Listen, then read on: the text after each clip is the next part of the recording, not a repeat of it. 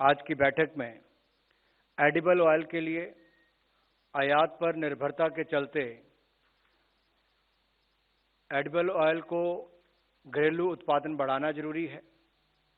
इसलिए निर्णय किया गया है कि national mission on edible oils, oil palm के नाम से, इसको NMEO OP इसके नाम से आप जान सकते हैं, national mission on edible oils, oil palm, ताकि निर्भरता हमारी आयात पर कम हो, स्थानीय उत्पादन ज़्यादा हो। तो national mission on edible oils, oil palm पर कुल मिलाकर 11,040 करोड़ रुपए का वित्तीय प्रावधान किया जाएगा। ऑयल सीड, ऑयल पाम का क्षेत्र और उत्पादकता बढ़ाने पर फोकस होगा। उत्तर पूर्व, नॉर्थ ईस्ट के राज्य या अंडमान निकोबार हो, इनके बगानों को सहायता प्रदान करने की इसमें प्रयास किया गया है।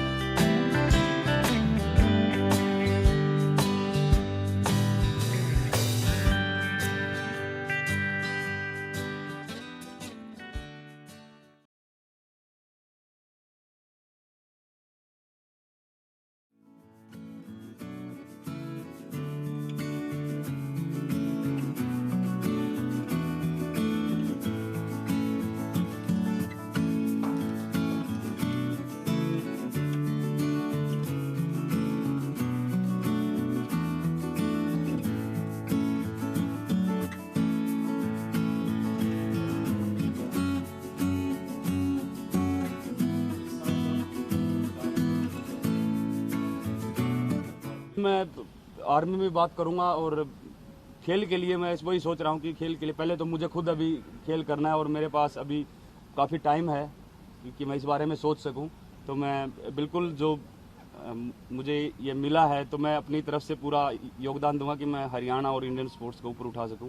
अगला टारगेट अभी अगले साल मेरी वर्ल्ड चैंपियनशिप है, कॉमनवेल्थ और एशियन गेम्स है, तो उसमें पूरा अपना मेहनत करके उसमें मेडल लेके आने। प्रधानमंत्री जी से भी वही खेल के बारे में बात हुई और बहुत अच्छा लगा कि उन्होंने एक एक एथलीट से और एक एक स्पोर्टिंग स्टाफ से बहुत ज़्यादा टाइम दिया और सबसे बात की। सिर्फ मेडलिस्ट से नहीं, जो वहाँ पे गए थे किसी कारण से अच्छा नहीं कर पाए, उनको भी मोटिवेट किया।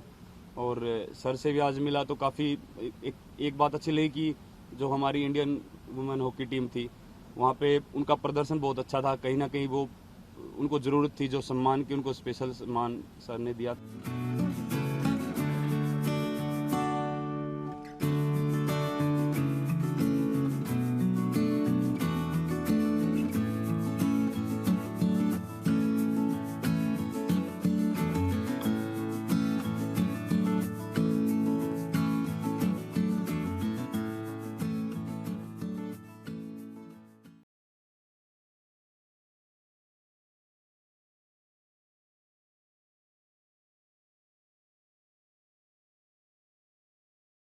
Conflicts have become more intractable and protracted. Actors have multiplied and diversified, and tools of warfare are increasingly sophisticated. And the growing internationalization of civil wars has made their resolution even more complex. The devastating effects of the climate crisis on the lands and resources of peoples around the world combined with growing socioeconomic vulnerabilities, are converging with unfooling conflicts, causing further suffering. These shifts in conflict are accompanied by a broader societal transformation propelled by new technology. Digital technology in particular represents one of the greatest opportunities, but also one of the greatest challenges of our time. As I stress in my roadmap for digital cooperation, the international community must come together better to govern the digital space for good while addressing its many challenges. And the good is plain to see.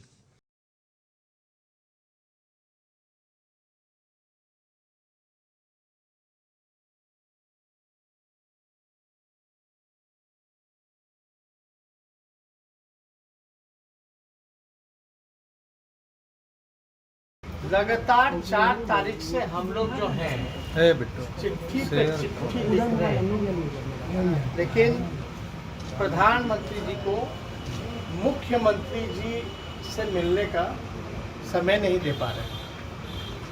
अब क्या मामला है ये तो हम बताना नहीं चाहते, ये तो बेहतर होगा कि मुख्यमंत्री जी स्वयं बताएं कि जो सहयोगी हैं या गुलाम हैं। आदरणीय नीतीश कुमार जी सहयोगी हैं या गुलाम हैं? अगर इतनी बड़ी इशू पे अगर पूरा विधानसभा का जो दल है उसके नेता का डेलीगेशन अगर जातीय जनगणना को लेकर के प्रधानमंत्री अगर समय नहीं दे पा रहे हैं, मुख्यमंत्री के नेतृत्व में भी हम जाने को तैयार थे, लेकिन समय नहीं मिल पा रहा। तो भैया ये समझ में नहीं आ रहा, ये तो आप कह सकते हैं कि मुख्यमंत्री जी की तौहीन की जा रही है, मुख्यमंत्री जी को अपमानित किया जा रहा है, लेकिन मुख्यमंत्री जी को बस कुर्सी प्यार है, ना कोई नीति है, ना कोई सिद्धांत है, ना कोई विचारधारा है। कितना भी अपमान का गुट पीना पड़े, लेकिन कुर्सी जो है वो ना छूटे, इसके लिए वो सब कुछ सहने के लिए तैयार। बाढ़ आया, अब तक कोई स्पेशल कमेटी जो है सेंट्रल से नहीं भेजी गई। स्पेशल पैकेज तो दूर की बात, बाढ़ में कितना नुकसान हो रहा है इसका भी आकलन के लिए जो है सेंट्रल से टीम नहीं भेजी जा रही है। वो इस सहयोग के नाम पर जीरो, और कहा जाता है कि भाई डबल इंजन की सरकार है।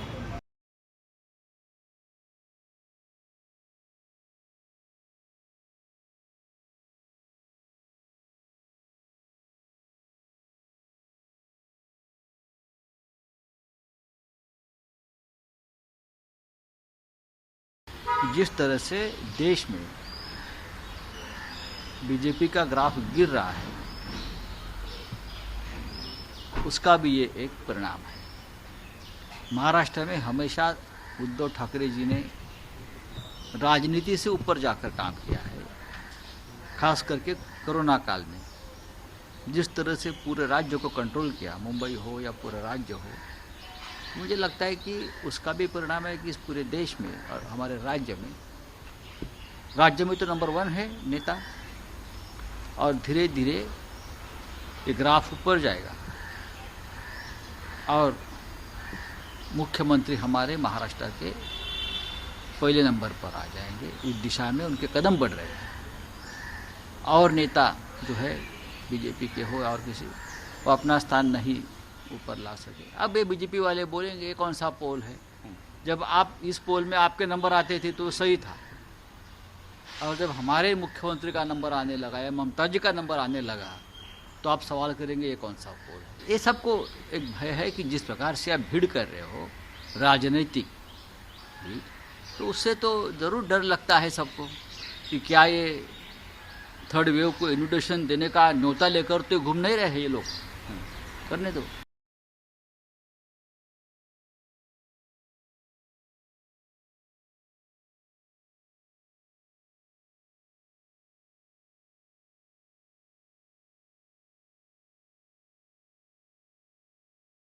थाना संभल कोतवाली में कल देर रात संभल सांसद डॉक्टर शफीकुर रहमान बर्क व 2 अन्य व्यक्ति फैज़ान चौधरी व मोहम्मद मुकीम के विरुद्ध अभियोग पंजीकृत किया गया है।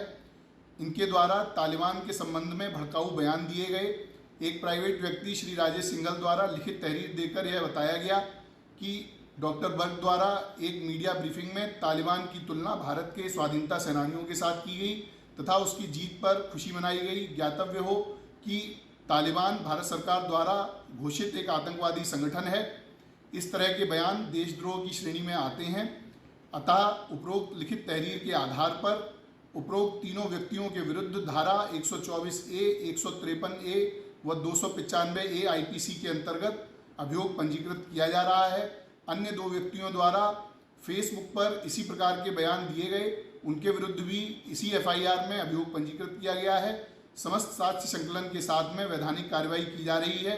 देशद्रोह के बारे में इस तरह की बयानबाजी करने वाले व्यक्तियों अथवा सोशल मीडिया पर इस तरह की पोस्ट शेयर करने वालों के विरुद्ध कड़ी से कड़ी कार्रवाई संभल पुलिस द्वारा की जाएगी। मैंने ऐसा कोई बयान नहीं दिया है, बिल्कुल गलत है। जो मैंने कहा था ये अल्फाज कहे थे।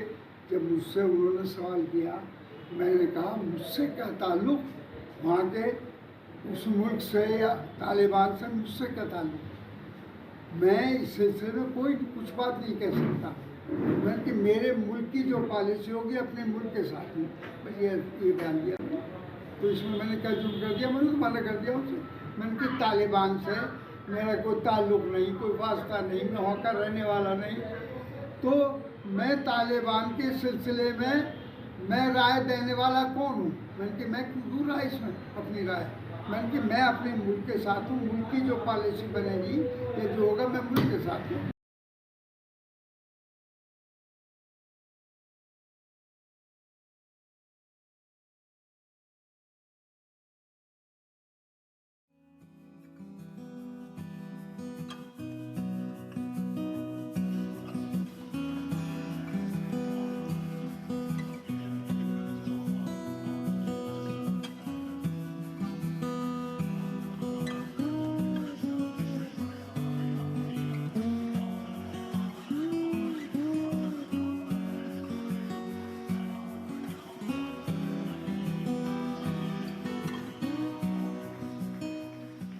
An eminent engineer, Sri Viswesvaraya Garu, is credited with planning and implementing many iconic projects such as Krishna Sagara Dam, Mysore, designing a flood protection system in Hyderabad, and working on the Visakhapatnam port to save it from erosion, among many other achievements. It is a wonder that even at this age of 90, he continued to design and exhort governments to build dams on Indian rivers. It is a tribute to this engineering genius, and we celebrate his birth anniversary each year as Engineers Day.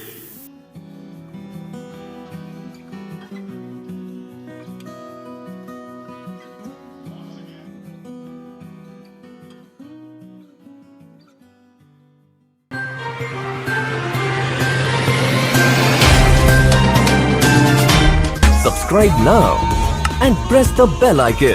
Never miss an update.